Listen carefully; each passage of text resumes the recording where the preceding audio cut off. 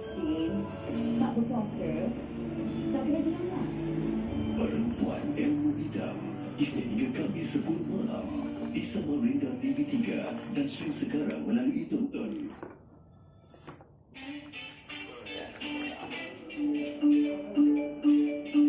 Apa yang ni sebenarnya? MHI pukul 10? Apa yang pukul 10? Dah pukul 9 dah, kita dah lambat. Gila, mesti kita pukul siaran pukul berapa? Lah, kita kan sekarang dah bersiaran pukul 10 pagi ke? Ni, dah 11.30 lah. Cepat kita lambat dah. Awak mana? Kita kan dah start bersiaran pukul 10. Pukul 10? Dia betul lagi mulai 1 November, MHI akan mula bersiaran pada jam 10 hingga jam 11 pagi. Jangan lupa terus bersama kami dengan pelbagai perkongsian lain di TV3.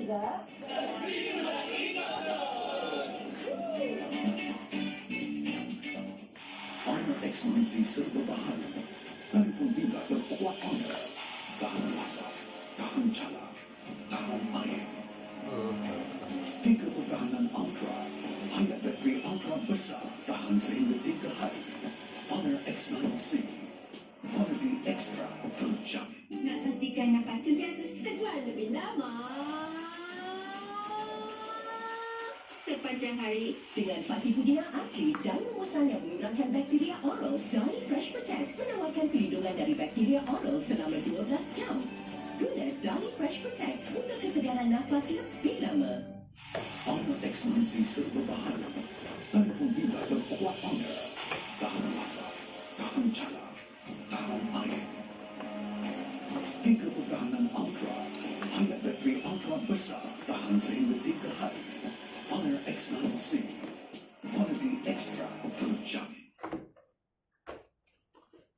Assalamualaikum dan salam sejahtera. 9 Persatuan Sukan Kebangsaan PSK yang masih belum membuka akaun bank khas bagi pengurusan penerimaan dana daripada kerajaan diingatkan untuk melaksanakannya sehingga hujung tahun ini. Menurut timbalan Ketua Pengarah Pembangunan Sukan Majlis Sukan Negara Anasan Jeffrey Nagiri, sehingga ke hari ini pihaknya sudah menghantar surat pemakluman buat kali kedua kepada Persatuan Sukan Terbabit.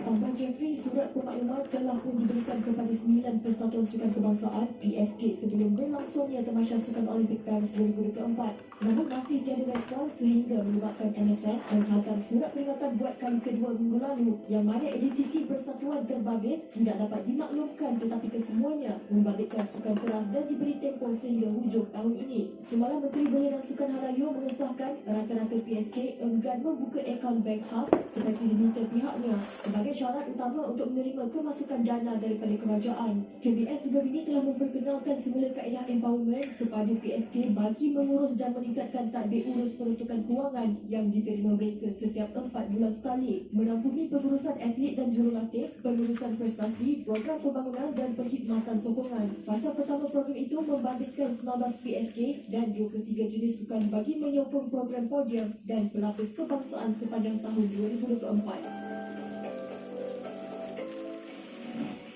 Dalam hal itu, Kementerian Belia dan Sukan KBS melalui Majlis Sukan Negara MSN akan mengadakan acara sukan bagi golongan 40 tahun ke atas yang dikenali sebagai KBS Masters Game 2024 yang akan membuka tirai pada 21 hingga 24 November ini. Inisiatif pengajuran acara itu bagi menyahut saranan kerajaan Madani dalam mengambil langkah proaktif untuk menggalakkan golongan berusia 40 tahun ke atas mengamalkan gaya hidup aktif dan sihat. Kita ni dalam proses menuju negara menua.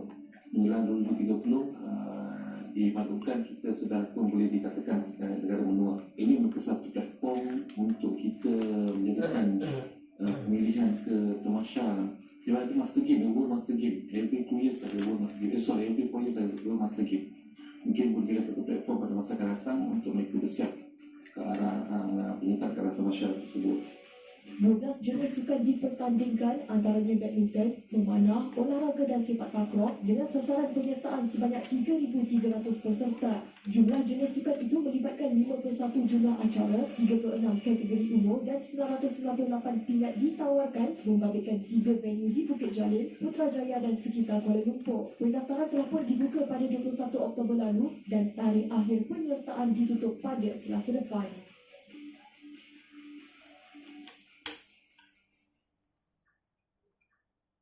Sandaran tunggal negara di kejuaraan badminton Masters Korea 2024, Aaron Chia dan Sung Wei berjaya meneruskan kemaraan ke peringkat separuh akhir esok.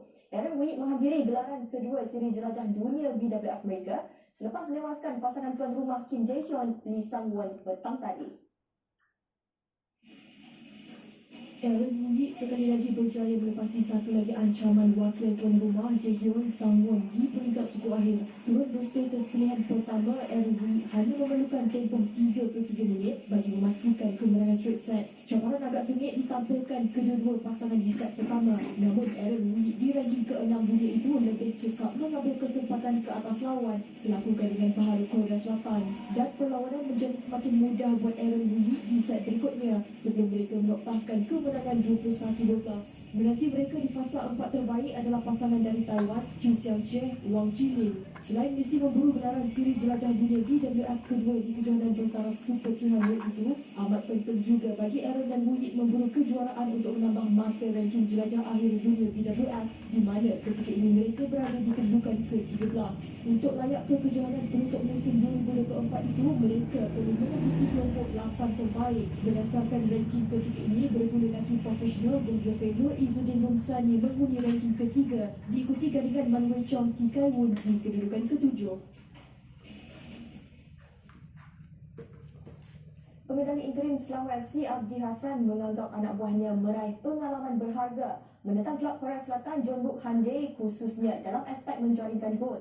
Kekalahan tipis 1-0 di Stadium Piala Dunia Jeonju semalam harus diambil secara positif di mana beberapa peluang terhidang gagal dimanfaatkan dalam bentuk jaringan dan ia perlu diperbaiki segera. Yeah, on this level you need to be 100% focused, and if you look at how we gave the 1-0 away in a set piece situation from a corner for Jeonbuk, and as a man-to-man marking, you need to be more disciplined in it.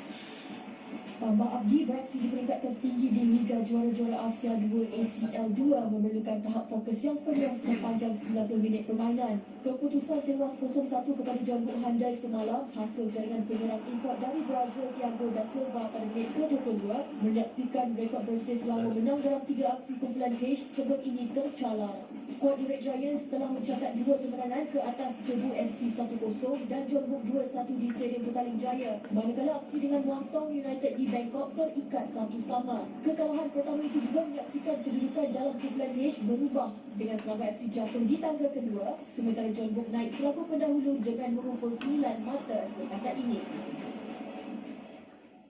Skuad Malaysia Tigers menempah tiket ke perlawanan akhir Hoki Piala Merendawan 2024 selepas mengatasi rakan sepelatih Malaysia Speedy di peringkat separuh akhir semalam. Tigers bagaimanapun dipaksa bekerja keras sebelum mengatasi Speedy menerusi penentuan shootout 3-1 selepas aksi sepenuh masa berakhir dengan keputusan seri satu sama. Dan esok Tigers akan membuat perhitungan menentang Korea bagi perebutan gelaran juara. Pertemuan sesama sendiri dua pasukan negara Malaysia Speedy dan Malaysia Tigers mengesahkan satu tempat milik Malaysia di pentas final esok dan nyata aksi sengit disajikan kedua-dua pasukan yang jelas tidak mahu terlepas peluang untuk beraksi di perlawanan akhir. Aksi separuh masa pertama bagaimanapun berakhir tanpa jaringan dan seminit sebaik suku ketiga bersambung, Tigers akhirnya memecah kebetulan gol menerusi jaringan sudut penalti Muhammad Ashraful Iman. Speedy tetap tidak mahu mengalah dan usaha keras mereka membuahkan hasil apabila jaringan penyamaan Amran Kashmir Ahmad Kamil hadir di hujung perlawanan mengheret permainan ke penentuan penalti shootout. Peringkat satu sama selepas percubaan pertama, kelebihan mula memihak Tigers yang berjaya menyempurnakan 2 pukulan seterusnya. Sebaliknya, Speedy gagal menambah jaringan pada 3 pukulan berikutnya dengan penjaga teknik Jeremy Haidi dijulang sebagai wira selepas menyelamatkan percubaan Muhammad Asri Razali untuk Tigers menang dengan keputusan 3-1. Perlawanan akhir esok Malaysia Tigers akan menentang Korea bagi menentukan pasukan mana yang akan bergelar juara. Kuala Lumpur sekali lagi menjadi tumpuan pengikut sukan elektronik antarabangsa menerusi penganjuran kejuaraan dunia Mobile Legends Bang Bang MLBB M6 bulan ini. Edisi ke-6 menawarkan tarikan tersendiri menerusi pengenalan format baru yang lebih menghiburkan selain peningkatan hadiah wang tunai keseluruhan kepada $1 juta Amerika. Taruhan terbaik Malaysia di kalangan 16 pasukan bertanding adalah menerusi Selangor Red Giants SRG dan Vamos. Majlis Pengumuman dan Undian siang tadi memperkenalkan tema Mobile Legends Vanguard MLBB M6 iaitu Greater Than Ever yang bakal diisi dengan